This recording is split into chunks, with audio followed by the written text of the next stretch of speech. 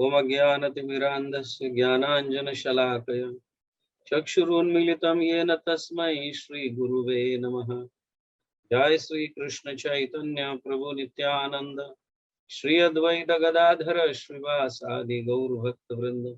हरे कृष्णा कृष्ण कृष्ण हरे हरे, हरे राम राम राम हरे हरे।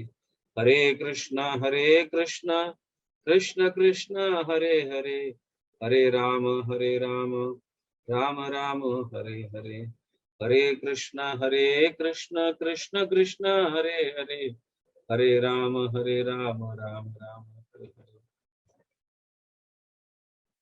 हरे कृष्णा। आज हम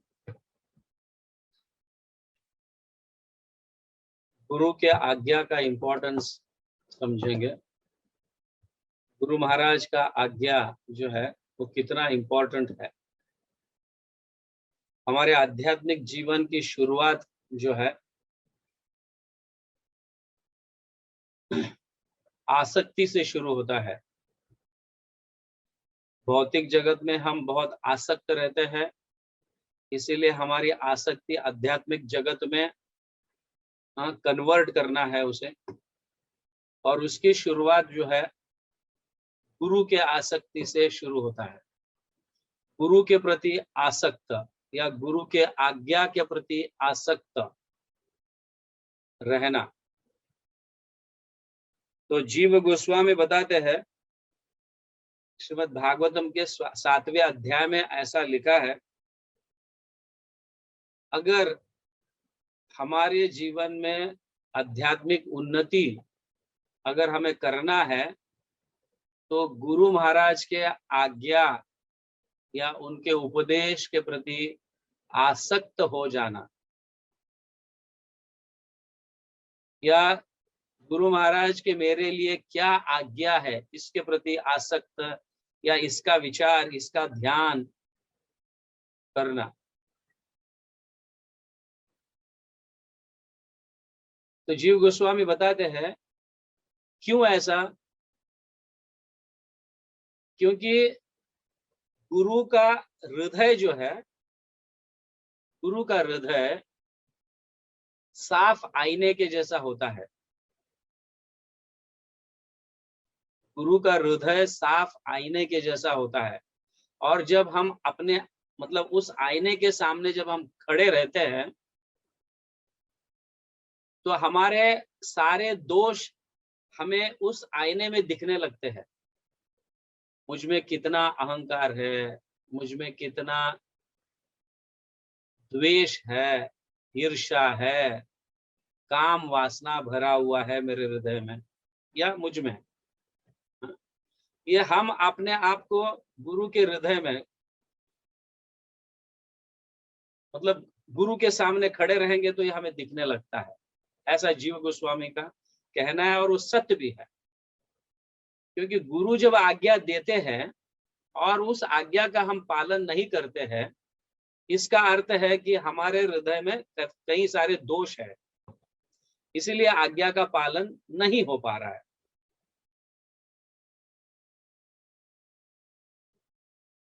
तो प्रत्येक समय हम गुरु का स्मरण करके गुरु के आज्ञा या गुरु के प्रति आसक्त होना, अटैचमेंट्स डेवलप करना उनके लिए, ये आध्यात्मिक जीवन में उन्नति करने का पहली सीढ़ी है।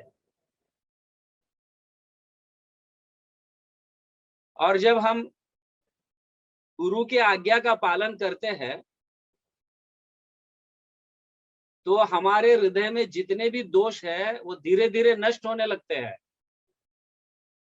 क्योंकि ऐसी सेवा से, उनके आज्ञा के कारण जो हम सेवा करेंगे तो ऐसे सेवा से हमारे सारे दोष जो है वो नष्ट होने लगते हैं धीरे धीरे।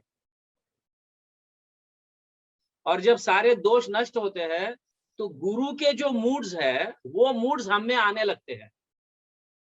गुरु के हृदय में जो भाव है, वो किस तरह से भगवान की सेवा, वो अपने गुरु की सेवा कर रहे हैं, वो भाव फिर हम में आने लगते हैं। आप इसे ध्यान से सुनिए, ये बहुत ही महत्वपूर्ण विषय है।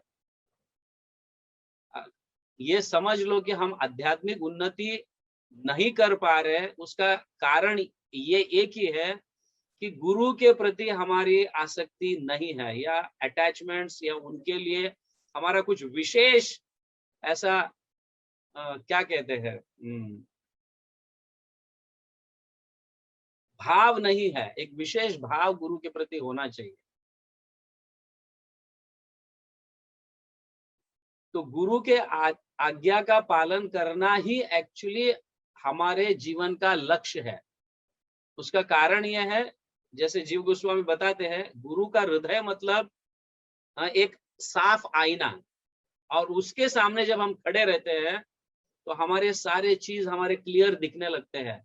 कितना दोष हम में है, कितनी ईर्ष्या है, कितनी काम वासना है, कितना मतलब अनेक प्रकार के अवगुण जो है, जो आध्यात्मिक जीवन में बाधाएं डालती है, अनफेवरेबल, प्रतिकूल, तो ये हमें दिखने लगता है। और जैसे ही गुरु के आज्ञा का हम पालन करने लगते हैं तो वैसे वैसे सारे दोष नष्ट होने लगते हैं। और जब ये दोष नष्ट हो जाते हैं, तो गुरु के जो भाव है, जो वो अपने गुरु के लिए और भगवान के लिए जो सेवा, उनका जो भाव है, वो मूड्स हम में आने लगते हैं उसके उपरांत।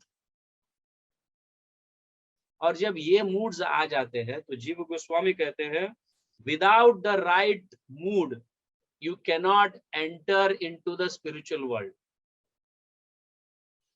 सही भाव के बिना हम आध्यात्मिक जगत में प्रवेश नहीं कर सकते, ये संभव नहीं है। इसका बहुत सुंदर उदाहरण भी जो है, हमारे आचार्य या हमारे गुरुजन बताते हैं कि जगन्नाथ दास बाबा जी महाराज, आप जानते हैं, वो 147 ईयर्स रहे, 147 साल इस पृथ्वी पर रहे, भक्ति विनोद ठाकुर के गुरु। और जगन्नाथ दास बाबा जी इस उम्र में चल भी नहीं सकते थे और अपने आंखों के पलक को उठाकर देख भी नहीं सकते थे। तो उनको अगर देखना होता तो उनके आंखों को ऐसा करना पड़ता था, तब जाके वो देख पाते थे, इतने वृद्ध।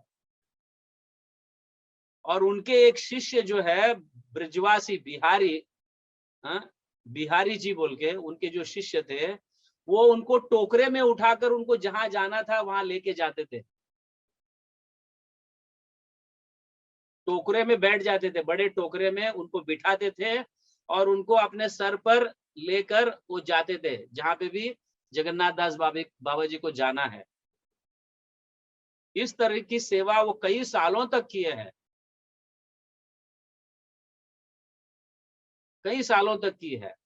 एक समय ऐसा आता है कि जगन्नाथ दास बाबा जी चैतन्य चरितामृत को पढ़ नहीं सकते थे, क्योंकि उनके आंखें पलक उठा नहीं सकते थे, वो इतने वृद्ध हुए थे।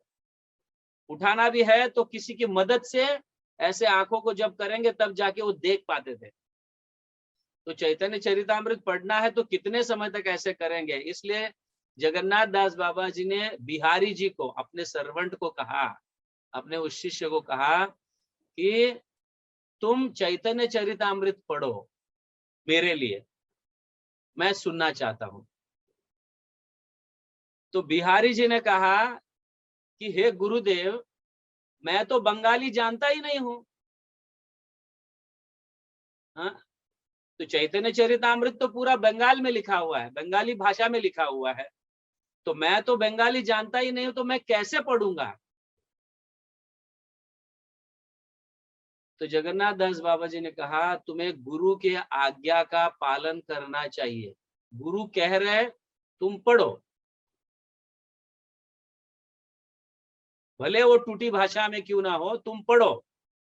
हालांकि वो टूटी भाषा तो बहुत दूर की बात, वो तो बंगाल मतलब के लिपि को जानते तक भी नहीं थी कि कैसे पढ़ना चाहिए, अ क्या है, ब क्या है, क क्या है। तो गुरु की आज्ञा हुई, इसीलिए उन्होंने चैतन्य चरितामृत खोला, खोलकर पढ़ना शुरू कर दिया।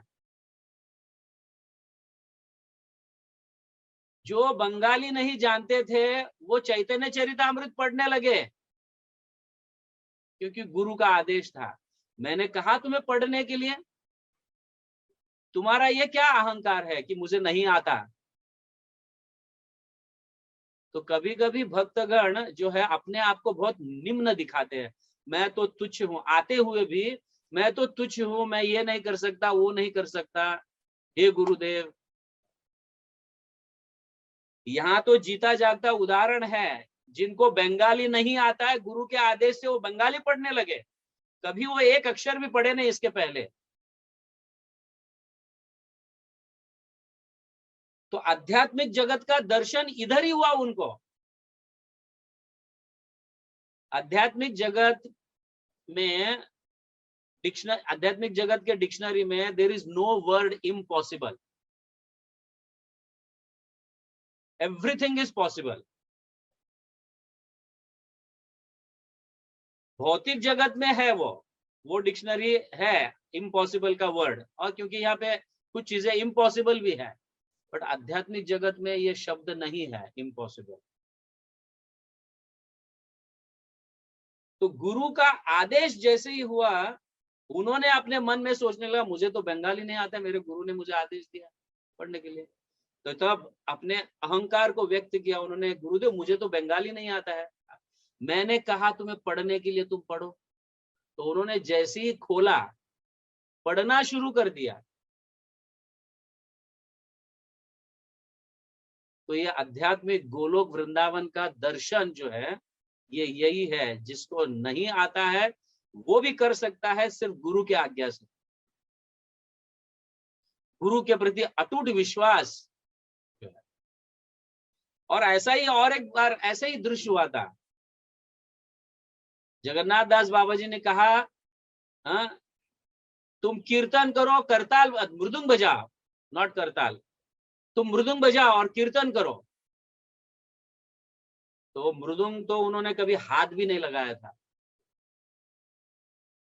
प्रैक्टिस तो दूर की बात, उन्होंने मृदुंग को कभी हाथ भी नहीं लगाया था, और तुरंत मृदुंग लिया और मृदुंग बजाने चालू कर दिया उन्होंने। कीर्तन करते करते मृदुंग इतना एक्सपर्टली बजाया, और सारे लोग देखते रहे कि बिहारी जी को तो कभी मृदुंग उन्होंने हाथ में लिया ही नहीं अपने जीवन में, और इतना एक्सपर्टली कैसे बजा रहे।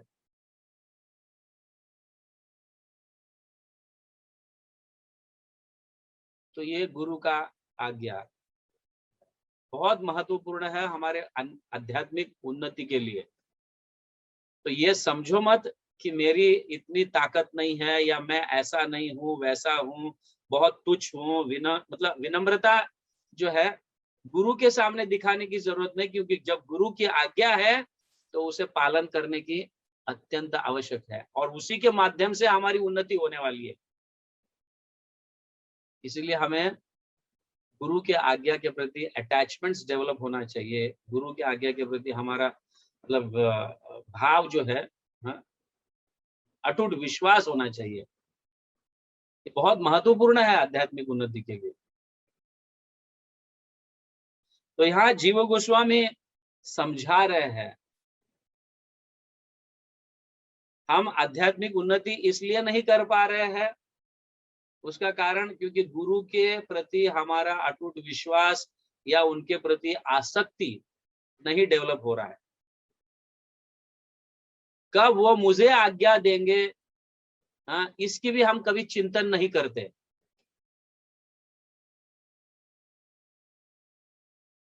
जीवन में ये बहुत महत्वपूर्ण है। जीव गोस्वामी बताते हैं, रघुनाथ दास गोस्वामी भी ये कहते हैं कि मुझे सिर्फ एक ही चीज का डर है।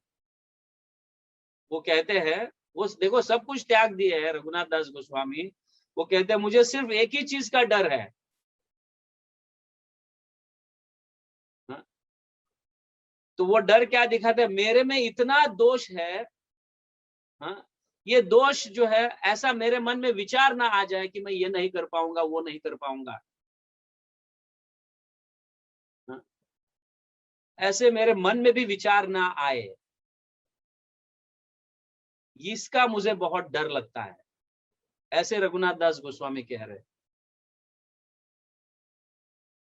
मेरे गुरु का जब आदेश मिलता है, मैं ये कर पाऊंगा या नहीं कर पाऊंगा, ऐसे मेरे मन में कभी कभी विचार आता है, इसी का मुझे बहुत डर है और ये मेरे आध्यात्मिक उन्नति को मतलब रोक सकता है। ऐसे रघुनाथ दास गोस्वामी कह रहे हैं। Sorry, Narottam Das Thakur, sorry not Raghunath Das Goswami, Narottam Das Thakur, extremely sorry. तो उसके उत्तर में जीव गोस्वामी ये देते हैं कि जैसी छोटी मोटी आज्ञा मिलती है गुरु की, तो उसका पालन करना शुरू कर दो, भले छोटी मोटी आज्ञा क्यों ना हो। यही छोटी मोटी आज्ञा आप हमारे सारे हृदय के अंदर जितने भी दोष है, वो सब दोषों का निवारण मतलब निकालने लगता है धीरे धीरे। और एक समय ऐसा आएगा कि हम गुरु के भाव को अपना पाएंगे। जिस भाव से गुरु भगवान की सेवा कर रहे हैं, वो अपने गुरु की कर रहे हैं, वही भाव हम में आ जाएगा और इसी तरह से परंपरा चलती रहेगी। वो चेन जो है वो इंटरलॉक, स्ट्रॉन्ग इंटरलॉक होगा वो चेन, नहीं तो हम छूट जाएंगे। चेन में थोड़ा भी छिद्र, जरा भी स्पेस रह जाता है तो हम छूट जाते हैं उस चेन से और हमारा परंपरा खत्म होने लगता है।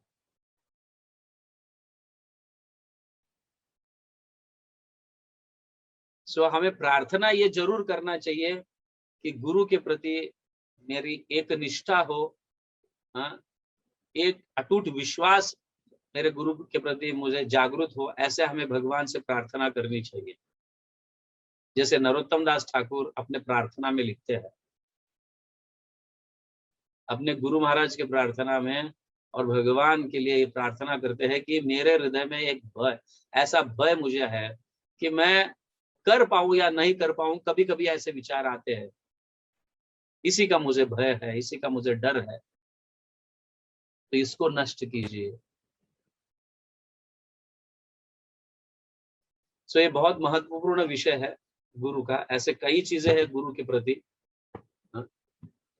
Any how, okay, Jagat Guru Srila Prabhupada की जय। ये इंपॉर्टेंट है बहुत ये विषय। हरिनाम संकीर्तन की जय। गौर प्रेमानंदे हरि हरि बोल।